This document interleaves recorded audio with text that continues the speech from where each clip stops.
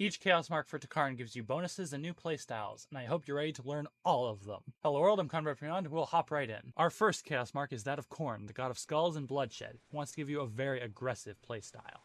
Now, every Chaos Mark has 3 types of bonuses, which are unique unlocks, a unique ability for the Shogun Shadow Predator, and a squad buff, and Mighty Khorne is no different. For our unique unlocks, we have the Oni Ogrins, essentially Tekarn Bolgrins. They're exclusively melee, but are very tanky and high damage, so use them to soak up damage or to bust their enemy firing lines, just as Khorne intended. Speaking of firing lines, wouldn't it be fun if your enemies, in their bloodlust, shot and stabbed each other instead of you?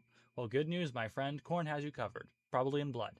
By selecting the Mark of Khorne, the Dark Ronin of Sengon Amaya unlocks the ability My Hatred is But the Beginning. Alongside demonstrating what a chill fella he is, it will make enemies affected by the grenade attack each other, because Khorne loves it when you backstab your allies. Wait a minute.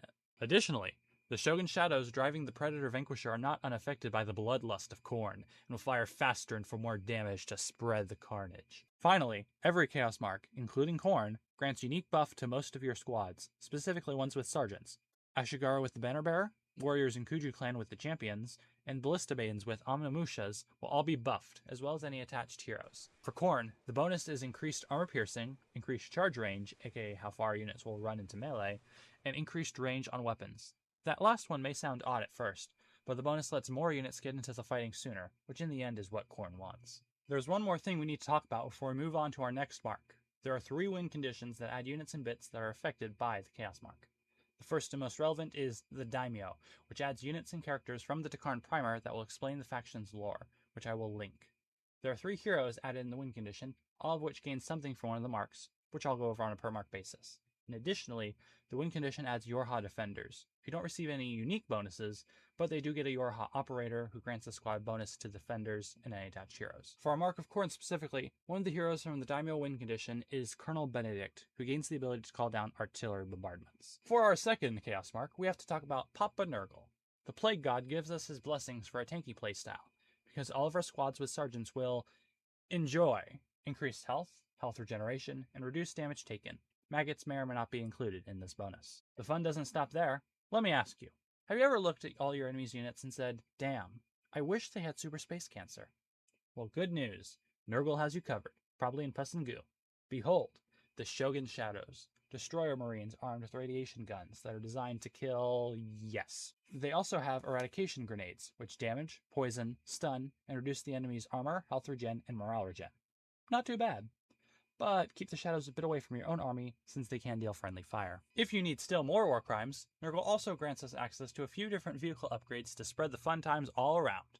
Striker Sentinels can upgrade from their anti-air missile loadout to the Chemical Assault Pattern upgrade, which poisons targets and reduces their speed and is especially damaging against mass infantry as support. For a bigger boom, your Leman Russes unlock the Eradicator pattern, which replaces their battle cannon with an Eradicator Nova cannon to drive in close and drop radioactive rounds on your foes, which poisons them and decimates their morale. Your morale wouldn't be too high if someone dropped a radioactive round in your area either, to be fair. If you like the idea of radiation shells, but want the Predator instead of the Leman Russ, never fear, because the Predator gets them too, and it's an automatic upgrade with the Mark. For our third Chaos Mark, we can devote ourselves to the Architect of Fate, Changer of Ways, Tzeentch. Under the influence of the plan, your squads will shoot faster and use their abilities more often, significantly increasing your damage and effectiveness, and you will access a whole host of additions to your army. Your combat engineers and your THK war correspondent unlock the ability Quick Sprint, which greatly increases speed for a short duration. Importantly, the THK correspondent can attach to other squads and will transfer the speed bonus to them. It even stacks with Banzai. The Eternal Shogun also gains an ability, the Warp Time spell, which will increase damage and defense for a short time for her and her squad. For upgrades, Tzeentch gives us some electrifying options. Your Leman Russes will unlock the Susanoo pattern to become Tesla Cruisers, which do strong damage to any target and will even stun them, preventing them from escaping or fighting back. The mighty Gigafortress also receives an electric-based weapon, with Hyperion Protocol. Instead of a direct zap, however, the Baleful Thunder spreads out an attack that will be devastating against infantry, which balances out the rest of the Gigafortress's anti-vehicle and anti-Titan loadout. One more upgrade, an automatic one for the Predator. The Mark of Tzeentch gives us shock and awe with a missile barrage that stuns en masse. For some win condition specific things, if you do still have the Daimyo win condition enabled, Balalaika will infiltrate and she can attack to the second Spetsgrappa stalkers and remain invisible. Another win condition we need to talk about is Cathay reinforcements. It mostly affects Krieg, since it gives them access to the Cathay sub-faction, but for Tekarn it also gives us the Storm Rider, and exclusive to the Mark of Tzeentch, the Storm Column, which is a defensive structure that attacks nearby enemies, debuffs nearby aircraft, and buffs the Eternal Shogun, Storm Riders, and Susanoo pattern Leman Russes. Cathay reinforcements also allows us to access Lady Kaga, the Guji's lieutenant who pulls the strings of the Cathayan rebels. She'll be available to the Mark of Tzeentch, or to our next mark. Our fourth and final Chaos God's mark is that of the Princess of Pleasure and Excess, Slaanesh. Speed and Disruption will be your playstyle, and all squads will have increased speed, max morale and morale regeneration, and sight range, with the biggest bonus here being the speed. If you want to ensure your fast strikes have the most impact, Slaanesh has you covered, probably in The Predator, alongside increased speed, gains a marker light to increase your entire army's damage against a specific target, while the King Oni gets a Blastmaster heavy weapon to make some noise among the enemy infantry, and also to kill them. In the case that the enemy manages to catch you and fight back, we can disrupt their efforts in multiple ways. The Neutron Laser Destroyer can upgrade its weapon to a Sonic Demolisher Cannon in order to raise the beat and sweep the enemy off their feet. Meanwhile, secrets are dangerous things, and the Dark Prince revels in them and whispers them to her champion, the Grand Guji, who gains the A Look at One's True Nature ability, causing mayhem in enemy lines as allies turn against one another. Specific to win conditions, Slaanesh has an excess of additional bonuses. For Cathay reinforcements, the Mark of Slaanesh, like the Mark of Tzeentch, gives you Lady Kaga, while for the Daimyo it gives Colonel Benedict some performance enhancers, and Daimyo Phoenix a regeneration aura, because Slaanesh favors doctors, no matter what this guy says. Finally, our last win condition is the Ghost of Damocles, which unlocks Archeron, the Shogun from an alternative timeline, who spawns whenever our timeline Shogun dies. Under the Mark of Slaanesh, she can use the ability A Final Gift, which heals her rapidly. And there you go. 4 marks for 4 Chaos Gods. That'll do it. There's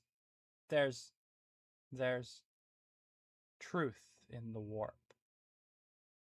The Chaos Gods are fickle beings, waging their influence against one another in their great game, a game far beyond our reckoning. The best move you can do is not to play. Balance the great powers against one another, and find strength undivided. Should you devote yourself to this mark of unity, each of the Chaos Gods will lend you their boons to vie for your loyalty, though at reduced power. Thus, your squad bonuses will be larger overall, but less specialized. To ensure your advantage in the coming battle, your Tengu General will gain the ability to call in artillery bombardments, while the Grand Guji gains the power to call forth meteors from the warp to rain upon the foe.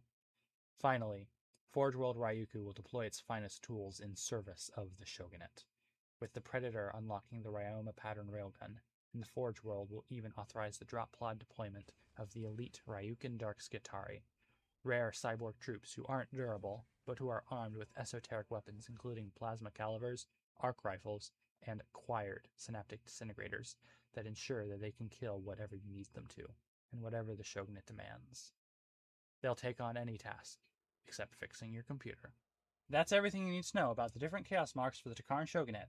Let me know in the comments which one's your favorite or which one you want to try after watching.